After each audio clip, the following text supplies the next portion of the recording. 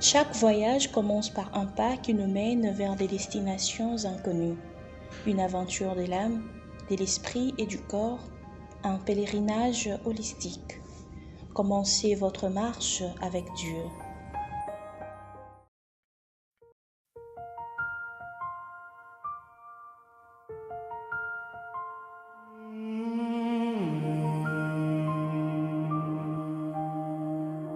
Bienvenue à la communauté sans frontières.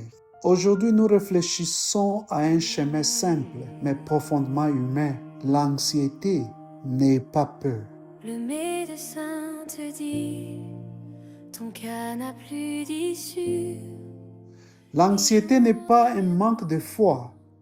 C'est une réponse humaine à l'incertitude, à la pression, aux responsabilités et aux blessures non résolues. Beaucoup d'entre nous portent l'anxiété en silence. À propos de la famille, des finances, de la santé, de l'avenir ou des choses que nous ne pouvons pas contrôler. L'apôtre Paul parle directement à cette réalité dans son livre aux Philippiens, chapitre 4, des versets 6 à verset 7. Ne vous inquiétez de rien, mais en toutes choses, par la prière et la supplication, avec des actions de grâce, faites connaître vos besoins à Dieu.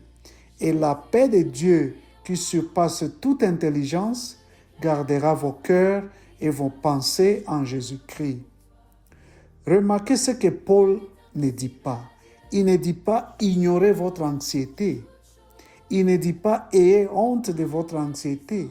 Il dit « apportez-la à Dieu ».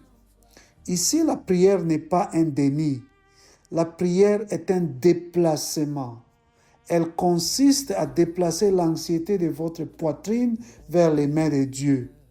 Et Dieu ne répond pas en expliquant tout, mais en gardant le cœur et l'esprit par sa paix.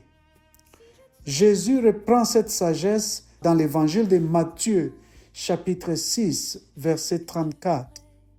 Ne vous inquiétez donc pas du lendemain, car le lendemain prendra soin de lui-même. À chaque jour suffit sa peine. Jésus ne minimise pas nos luttes. Il nous enseigne où vivre. L'anxiété nous entraîne vers demain, la foi nous ancre dans l'aujourd'hui. La peur dit, et si tout s'effondrait? Jésus dit, reste ici, je suis avec toi maintenant. N'aie pas peur ne signifie pas que rien de difficile n'arrivera.